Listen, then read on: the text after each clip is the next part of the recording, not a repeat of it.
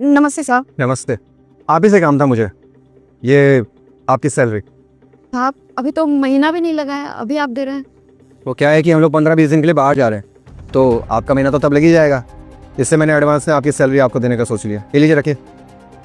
जी शुक्रिया साहब। ये क्या? ये तो 10,000 रुपये ज़्यादा है इसमें। साहब ने गलती से 10,000 रुपये दे दिए क्या एक्स्ट्रा? अब मैं क्या करूं? ये पैसे मुझे लौटा देने होंगे। अरे साहब को क्या ही पता चलेगा, मैं रख लेती हूँ। देखा, रख लिए ना उसने अपने पास पैसे। मैंने तो तुम्हें पहले ही कहा था कि इसकी नीयत ठीक नहीं है। कोई बात नहीं, चलो एक बार बात करके आते हैं, देखते हैं। अरे साहब क्या हुआ, आप लोग वापस क्यों आ गए? अरे कुछ नहीं, मुझे कुछ सामान लेना था, इससे वापस आ गया मैं। वैसे आप ठीक हो? परेशान लग रही हो कुछ?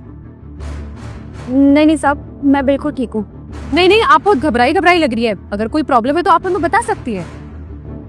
नहीं बैंक साहब, ऐसी कोई बात नहीं है, मैं बिल्कुल ठीक हूँ। देखिए, कोई बात है तो बता दीजिए। साहब वो क्या है ना, जब आपने सैलरी दी थी ना, उसमें ये 10,000 रुपये आपने शायद गलती से ज़्यादा दे दी थी।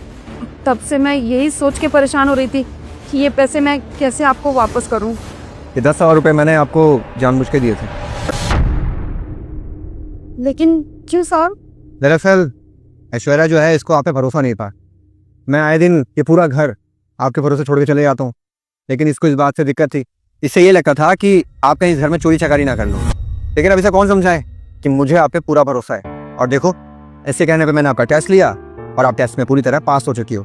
अब तो भरोसा हो गया ना कि ये गलत नहीं है। हाँ, तुम सही कह रहे हो। और आंटी, मैं आपसे माफी मांगना चाहूंगी। ईशान के दिमाग में तो कभी ये बात आती भी नहीं, लेकिन मैंने ही बोल के इसके दिमाग में भी शक पैदा कर दिया, और इसी चक्कर में हम दोनों ने आपका ये टेस्ट लिया। लेकिन मैं आपसे दिल से माफी मांगती हूँ।